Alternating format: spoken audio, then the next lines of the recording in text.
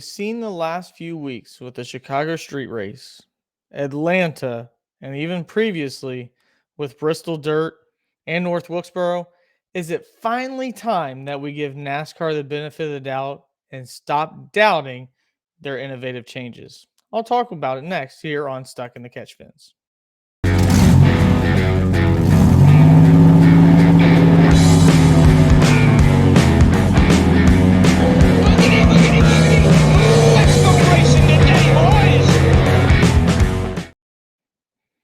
Welcome to Stuck in the Catch Fence. My name is Ryan Peters. I'm glad that you're here.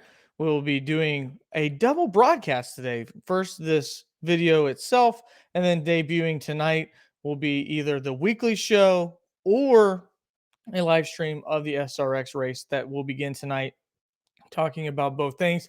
Might just incorporate them into one, or if it ends up being popular enough, we might just end up doing a live show tonight and or tomorrow as well. But my first video here with you guys today, I want to talk about this. Is it time to quit doubting NASCAR? And as most of you see this as a question or more of a statement rather than a question, it's actually something I've been telling myself for a while now, that maybe it's time for me, myself, to whenever I hear NASCAR has this grand scheme, this big idea to try to get people to tune in, to quit doubting them. And I'll admit, when it came to the earlier races, and I talked about this on the post race show with Atlanta, so many times I'd look at this and go, the Coliseum's not going to work. That's dumb. Bringing in all this money, dumping into the middle of a football field, that's never going to work. Guess what? It worked. That's fun. I enjoy watching it. Bristol Dirt, Bristol, out of all the places, the high banking and stuff like that.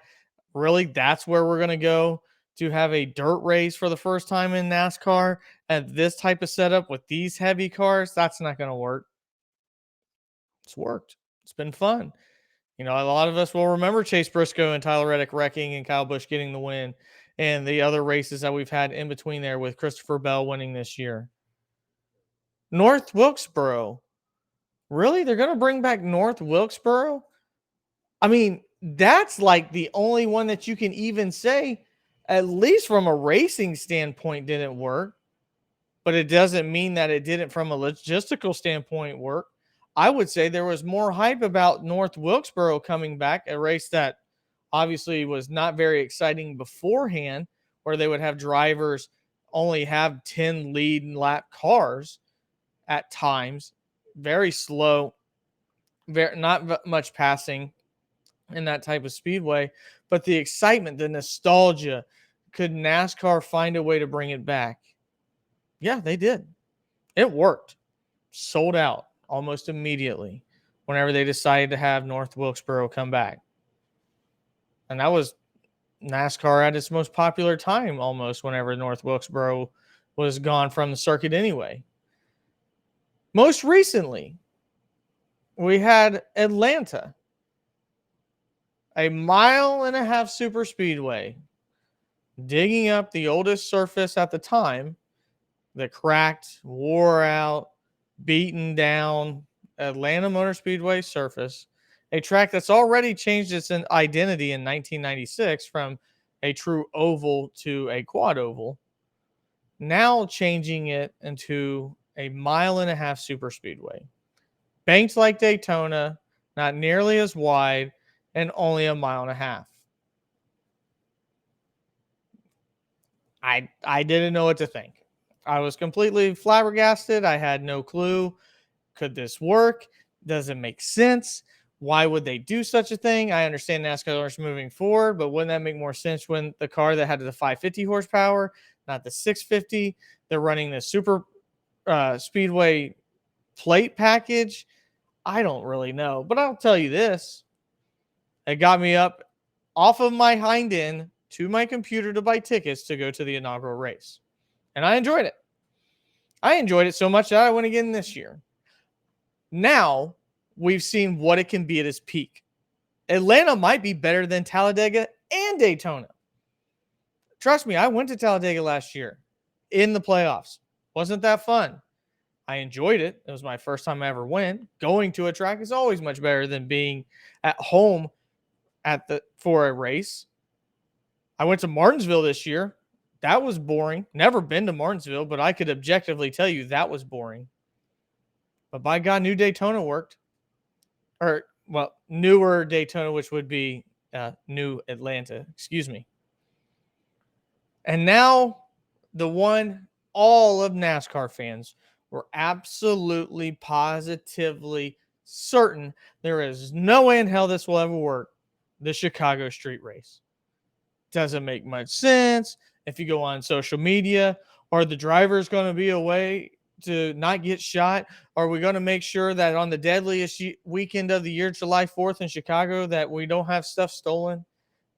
That was more often than not the narrative when it comes to social media than the actual, can this be good? Nobody gave it a shot to be good. And if you did, good for you. You didn't voice it on social media. I promise you. I scoured the internet. Almost nobody. I am in that group. All of these races, I had a half empty glass approach to every single one of them. And I know most of you did too. And all of them outside of North Wilkesboro have come out really, really good. Now, the only one from a technical standpoint when it comes to ratings didn't turn out very good was Bristol. But having a race on Easter Sunday, probably not the best idea anyway. So I think that's probably why that didn't work compared to these other things. But moving on from, is the actual product working? Did it work in terms of what you were trying to accomplish from a NASCAR standpoint by bringing in a different audience? I think the answer has to be yes. More people watch the Chicago street race in NBC's history in the last 6 years. People I know watch the Chicago street race were watching the very next week to watch Atlanta. People tuned in to see Bristol Dirt. People from California came out, packed into Memorial Stadium to see what it looked like to watch cars in a football stadium. Now it's expanding. The things that NASCAR can do are expanding. And you cannot cross these two things up. We still have our gripes with NASCAR when it comes to handling their penalties, when it comes to leaving certain tracks, including the one behind me, when it comes to maybe even questions about the next gen car itself. Is it safe enough? Is it ruining the short track product? Those are all valid questions. But when it comes to NASCAR now moving its series to gather new eyeballs and come creative to drive the actual product itself, I think it's a resounding, we have to quit doubting them. Have to. The only thing that you can again argue that hasn't worked is North Wilkesboro. And maybe it will work next time. Maybe they got to fix the car for North Wilkesboro to work. And if they fix the car and add more horsepower for North Wilkesboro, not that horsepower was really the problem there. It sounded like using the tires that they did were the problem there. I think it's time that we just look at NASCAR and go, you know what? It's so fun to hate in today's society, in today's day and age, to say, no, they're wrong. Everything they do is terrible. Everything they do is awful. And I'm that type of person too. I'm more often than not pessimistic versus optimistic because it just seems that's the way the world has set us up to be here recently. I'm the type of guy that cannot stand Rob Manfred in baseball. But it's time for me to let go of my own personal feelings and saying the clock in baseball works. It's so much easier to sit down and watch a baseball game knowing it's only going to be 2.5 hours versus what we already have. That doesn't mean I need a clock for baseball. That doesn't mean that I need a clock in NASCAR because I want it to finish at a certain time. I'm just saying, whenever something actually does work, I think it's time that we give it credit. And for NASCAR to do what they've done, to be more consistent in their ways too, I think that what we feel like post Jeff Gordon, post Dale Earnhardt Jr., post Tony Stewart, that like sentiment of, NASCAR's failing. Look at the this is what cracks me up when it comes to NASCAR fans. Oh my God, look at all those empty seats. as you're posting this from your couch that you decided not to go. It's like they always, always, always pile on the negativity, but nobody ever is willing to go, NASCAR, I think you did a good job. NASCAR, I think you're actually listening to your fans more than you ever have, at least until, the early 2000s, late 90s. You're delivering us a product that we can enjoy almost on a weekly basis. At the end of the day, not every race is going to be great. Not every race is going to be a burner. Not every race can be Atlanta. Maybe Atlanta can't be Atlanta if there's not rain coming. But what you've done with what you've changed deserves applause, because this is fun. And for somebody that has a NASCAR channel, for somebody that watches it every Sunday, for somebody that's going to watch tonight the SRX series, which is, again, another type of automotive industry series, another type of automotive series, I guess is the more correct term. Now I think more eyeballs are going to be on ESPN watching that, because what NASCAR has done, and the two things can come together with the positive publicity. And as the saying goes, as cliche as it is, a rising tide lifts all boats. And I think the rising tide of positivity in NASCAR is going to lift SRX. And if people like watching SRX, which goes to more of the grassroots tracks in the United States, and that lifts it up, then they're going to see people like tonight, Haley Deegan, Brad Keselowski, former god-awful, terrible commentator Clint Boyer is going to be in there. I think maybe Kevin Harvick is tonight. Though seeing those guys race, former drivers like Bobby Labonte, former driver like Ken Schrader, people coming from the IndyCar, all of those things, Marco Andretti winning it last year, all things lifting it up, lifting auto sports in general to create a product that we can enjoy, whether it's from open wheel, dirt, NASCAR, or short track.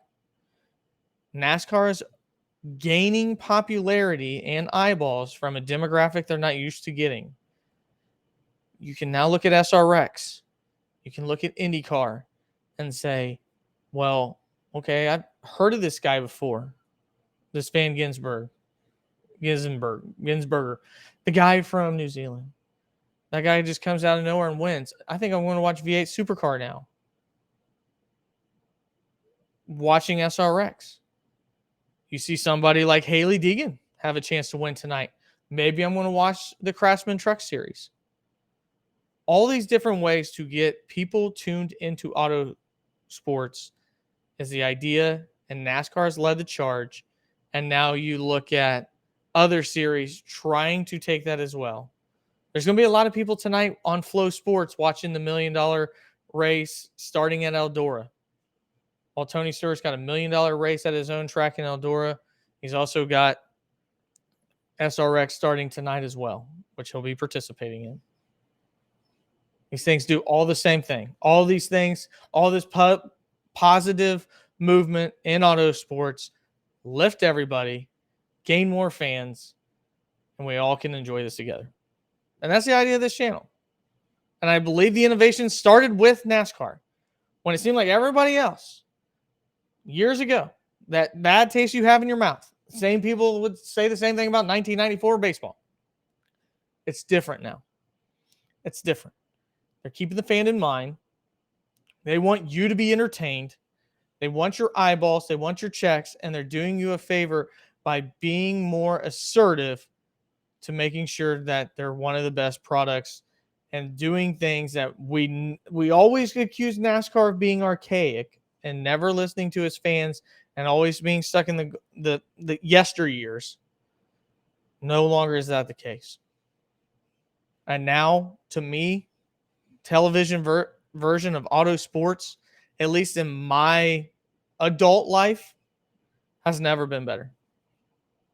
Formula One, dirt racing, SRX, IndyCar, NASCAR, IMSA. I've watched IMSA. We have all these things to watch now. And every driver is going to every different series, thanks to the people like Christopher Bell, Kyle Busch, Kyle Larson, Alex Bowman, Marco Andretti, Ken Schrader, Haley Deegan, all these people now, and it's starting to build a collective interest in this motorsport business, in this motorsport entertainment, and it's an awesome time. Only thing else that we need now is a good motorsport video game. So, all that being said, NASCAR deserves the benefit of the doubt. They've led this. They've done their part. We all complain there was too many cookie cutters. They're dying, or they're being changed. Maybe for too quick of a reaction because maybe it was the car that was the problem and not the tracks. But nonetheless, what they've done has worked.